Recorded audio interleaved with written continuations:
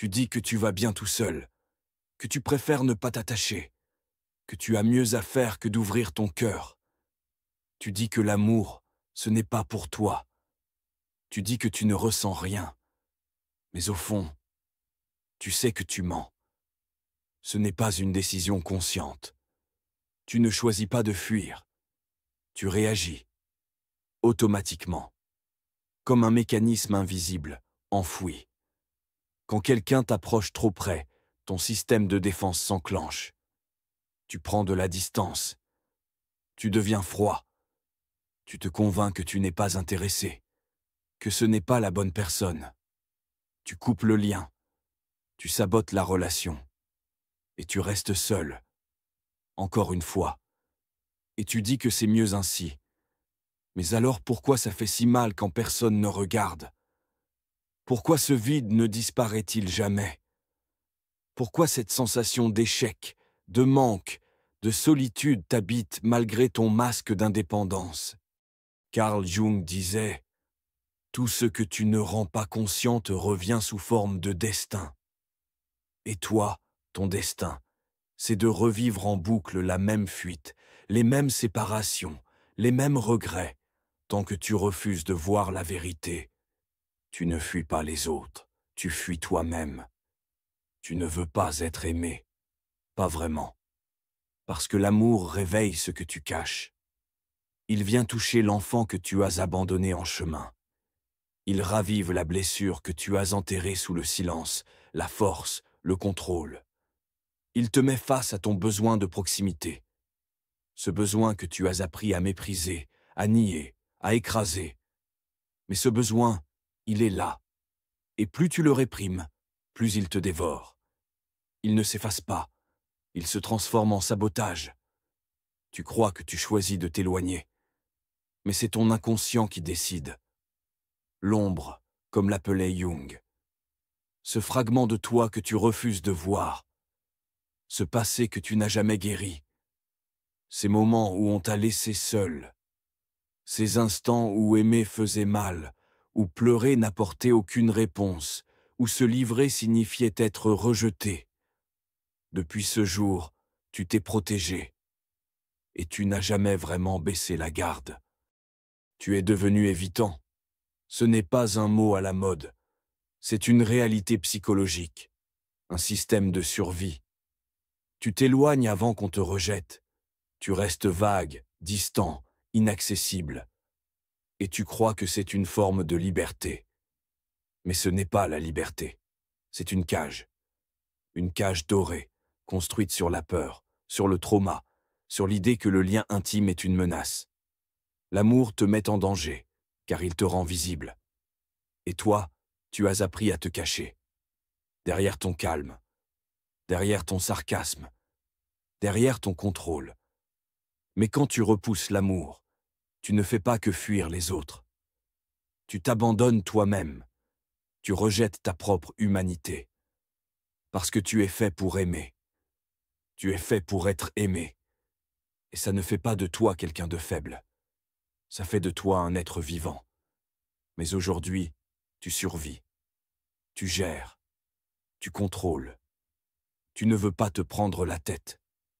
Tu ne veux pas de dépendance. Tu appelles ça la maturité. Mais c'est de la peur. Pure. Brute. Refoulée. Et cette peur dirige ta vie. Tes choix. Tes ruptures. Tes silences. Tes regrets. Combien de fois as-tu laissé passer quelqu'un de bien, simplement parce qu'il ou elle te voyait vraiment? Combien de fois as-tu fui un amour sincère, parce que tu n'arrivais pas à rester dans la proximité? Combien de fois as-tu dit « ce n'est pas le moment », alors qu'au fond, tu crevais d'envie d'y croire? Ce n'est pas de ta faute, mais ce n'est plus une excuse. Tu ne peux plus continuer à saboter ta vie affective et appeler ça la lucidité. Tu ne peux plus continuer à rejeter tout ce qui ressemble à de l'attachement et prétendre que tu es au-dessus de tout ça. Tu ne l'es pas. Tu es blessé. Et il est temps de le reconnaître. Tu veux comprendre pourquoi tu es attiré par des personnes froides. Indisponible? Pourquoi tu reproduis les mêmes cercles vicieux? Parce que ton inconscient recherche ce qu'il connaît. Et ce qu'il connaît, c'est l'absence, le rejet, l'humiliation, l'indifférence. Là où d'autres voient dans la chaleur, tu vois le danger. Là où d'autres se sentent en sécurité, tu sens une menace. L'intimité, pour toi, c'est trop risqué, trop profond, trop vrai. Alors tu coupes, tu bloques, tu ghostes, tu fuis, et tu te convaincs que c'est pour le mieux. Jusqu'à ce que le manque te rattrape, et il te rattrape toujours. Tôt ou tard, la vérité revient frapper à ta porte, et elle te rappelle que tu n'as jamais cessé de vouloir aimer. Tu as juste cessé d'y croire. Et tant que tu ne regardes pas en face cette peur, tant que tu ne plonges pas dans ton ombre, tant que tu refuses d'écouter ton enfant intérieur qui hurle dans le silence, tu continueras à revivre la même histoire, encore et encore. Mais tu peux en sortir, tu peux changer, pas en te forçant à t'attacher, pas en courant après quelqu'un pour combler ton vide. Non, en te reconnectant à toi, en réintégrant ce que tu as banni, en accueillant cette part de toi que tu as appris à mépriser, ta vulnérabilité. Oui, elle est inconfortable, elle te met à nu, mais elle est aussi ta force la plus puissante, car c'est elle qui te rend humain. C'est elle qui t'ouvre à l'amour réel, pas l'amour fantasmé, pas l'amour toxique, l'amour calme, vrai, profond. Tu n'es pas obligé de rester prisonnier. Tu n'es pas condamné à l'évitement. Ce n'est pas ton identité, c'est un conditionnement. Et ce qui a été appris peut être désappris. Ce qui a été brisé peut être réparé. Commence par observer. Observe-toi quand tu prends tes distances, quand tu minimises l'importance de l'autre, quand tu dis « je n'ai pas envie de m'investir ». Demande-toi, est-ce vraiment un choix? Ou est-ce une peur qui parle à ma place? Laisse la réponse venir, sans fuir, sans juger, juste ressentir. Et puis, petit à petit, réapprends à rester. Rester présent, rester connecté, rester ouvert. Ce ne sera pas confortable, mais c'est dans l'inconfort que tu guéris. Tu dois réapprendre à tolérer l'intimité, à laisser quelqu'un entrer sans te perdre, à aimer sans disparaître, à être vu sans te sentir en danger. Tu peux devenir émotionnellement disponible. Tu peux aimer sans crainte. Tu peux guérir. Pas en niant ce que tu ressens, mais en embrassant ce que tu es. Dans toute ta complexité.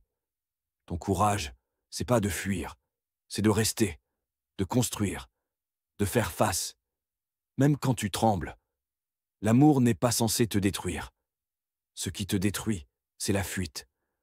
Ce mensonge que tu te répètes chaque fois que ça devient réel. Ce « je m'en fiche » qui cache un « j'ai trop peur ». Ce « je suis mieux seul » qui dissimule un « j'ai été trop blessé pour risquer encore ». Tu veux changer ta vie? Commence par cesser de fuir ce que tu désires le plus. Laisse-toi aimer, laisse-toi toucher, laisse-toi sentir. Reviens dans ton corps, reviens dans le lien. Ne laisse pas ton ombre écrire ton histoire à ta place. Tu n'es pas ton passé, tu n'es pas tes blessures. Tu n'es pas ce masque froid que tu as appris à porter. Tu es bien plus. Et cette part en toi qui rêve d'aimer mérite d'exister. Alors maintenant, c'est à toi. Tu continues de fuir? Ou tu fais face une bonne fois pour toutes? Tu veux une vie pleine ou une vie vide? Tu veux l'amour réel ou la solitude sécurisée? Ce choix-là, personne ne peut le faire à ta place. Mais souviens-toi, tout ce que tu refuses de regarder en toi finira par détruire tout ce que tu essaies de construire. Si ce discours a résonné en toi, ne l'ignore pas. Parce que ce n'est pas un hasard si tu es resté jusqu'ici. Tu sais que tu ne veux plus fuir. Tu sais que tu mérites mieux que des demi-relations, des silences et des regrets. Alors fais un choix aujourd'hui. Pas demain. Pas plus tard. Maintenant. Abonne-toi. Active la cloche. Parce qu'ici, on ne parle pas de motivation vide, mais de transformation réelle. Laisse un commentaire. Je choisis d'arrêter de fuir. Et surtout, partage cette vidéo avec quelqu'un qui a besoin d'entendre ça. Parce que plus on se libère, plus on inspire les autres à faire de même. Tu n'es pas seul. Tu n'es plus obligé de survivre. Tu peux aimer. Tu peux rester. Tu peux guérir. Mais ça commence maintenant.